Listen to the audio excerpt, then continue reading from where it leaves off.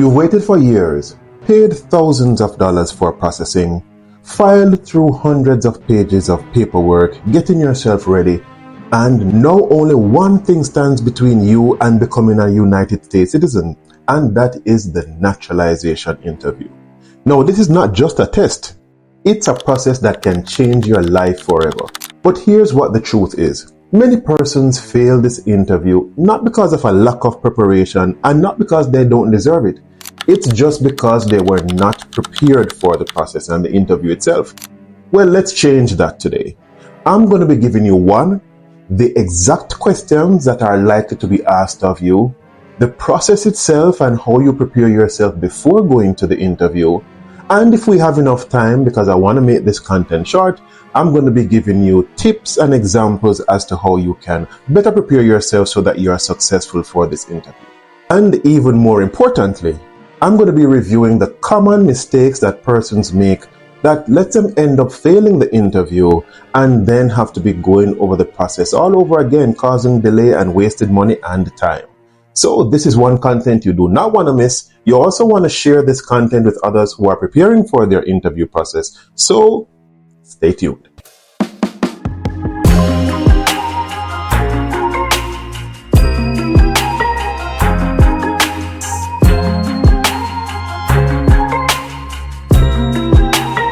Welcome back to the Next Level Life Hacks, where we take the next steps needed to grow towards our financial freedom and success.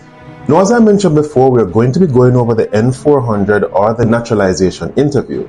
And this process is really broken down into three parts. One is the review of your N400 application, 2, your English test, and 3, the Civics test.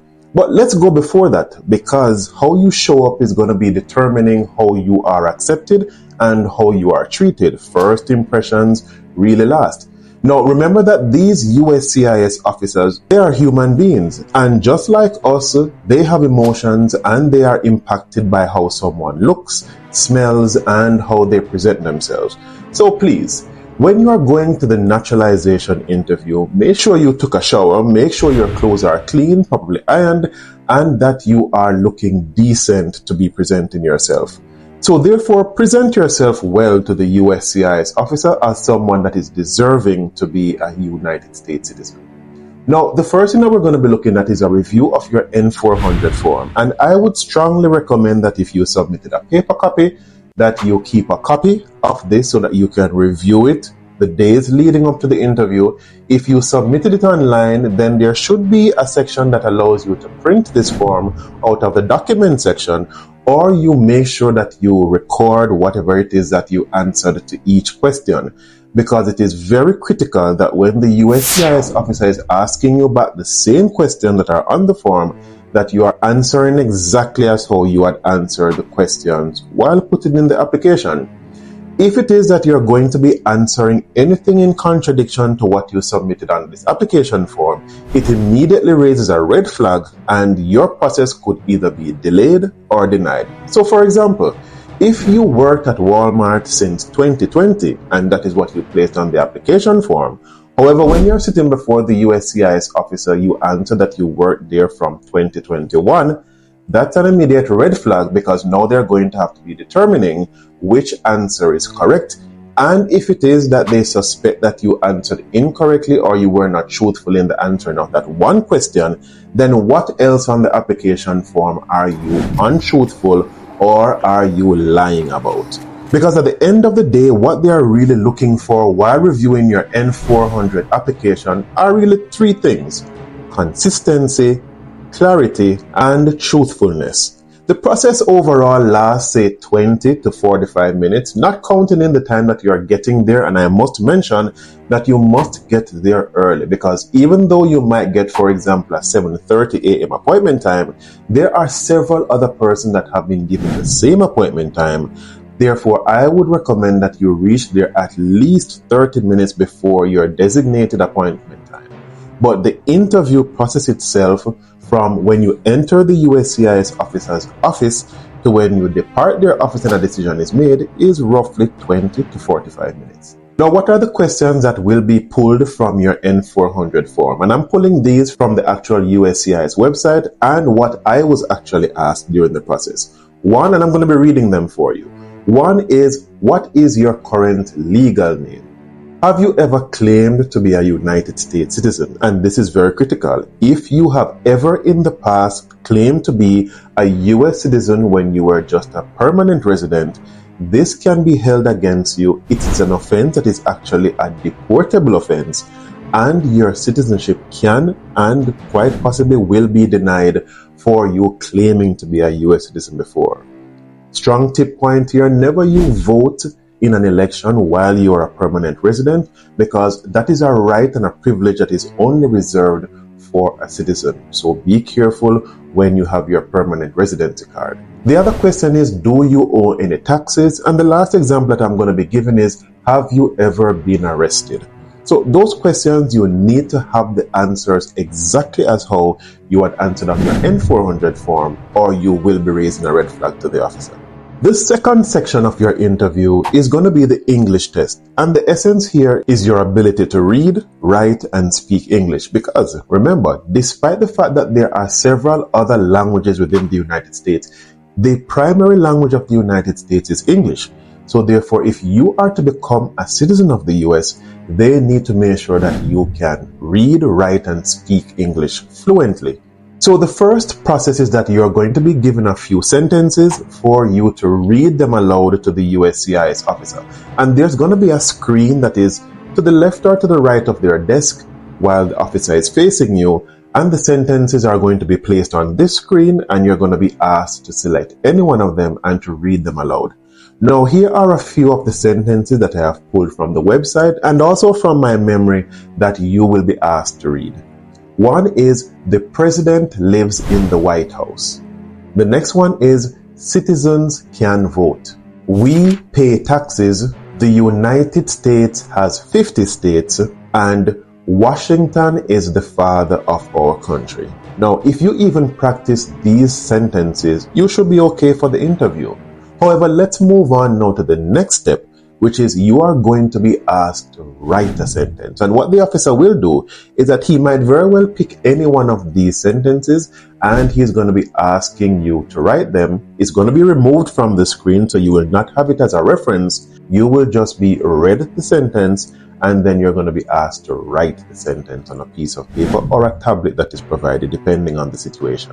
Now, what is the pass rate for persons who go through this process? 91%. And the other 9%, it is not that they had ill intentions, it is just that they were probably nervous. And some persons, when they are nervous, they shut down and they become or appear to be antisocial. And that is what turns off the officer. And then it raises a red flag, delays your process, or could very well deny you. But 91% of persons who go through this process are successful. So especially if you watch this video, you should be in that 91% that goes through successfully.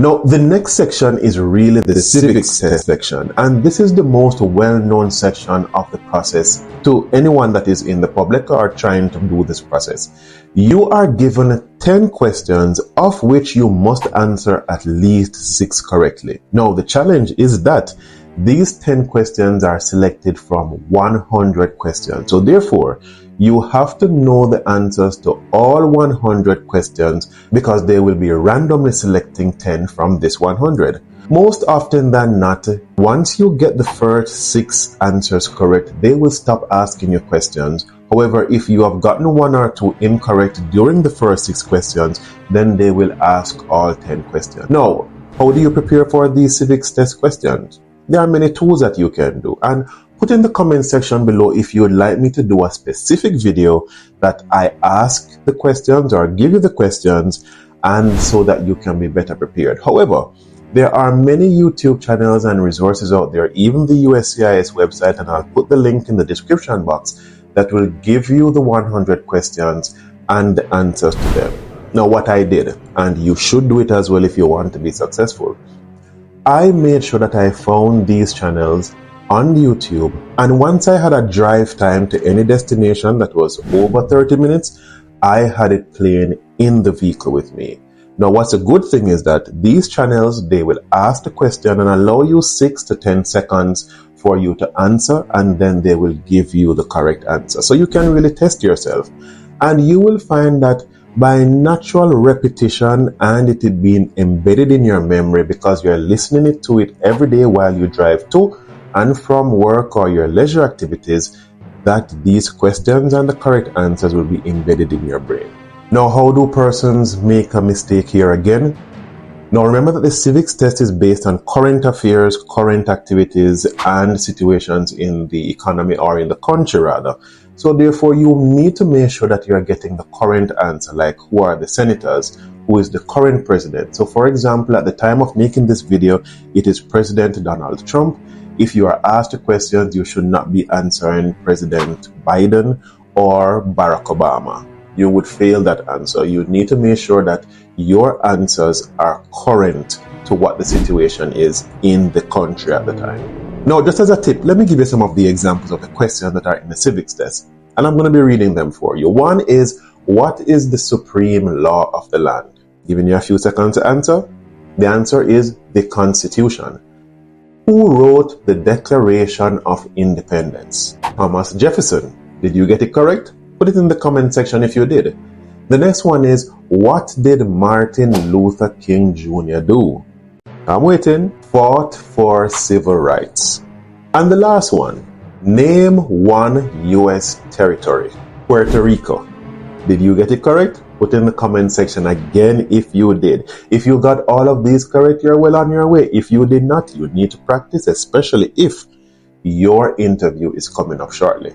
Now, in wrapping up, what are my tips for you to be successful? One, I'm going to be repeating them. Make sure that your answers correspond with what you place on the N400 application form. Have a printout of it for yourself after you have submitted it, and make sure you're answering exactly as how you had submitted the application form. Two, make sure you're ready with the civics test. Don't only know 50 questions, because God forbid that the questions that are asked are from the other 50 that you did not practice and know the answers for.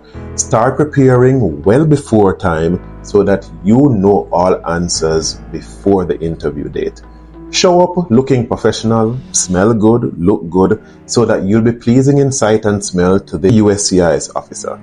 The next thing is to bring your documents. Bring your green card, bring your marriage certificates, bring your tax documents. Everything that you were asked to submit during the application process, and any other supporting documents that you think you might need. It's better to be over-prepared than under-prepared, so make sure you bring all your documents. And my last point, stay calm and speak clearly. Do not be rushed or nervous, and if you know that you are getting too nervous, it actually does work to take a deep breath.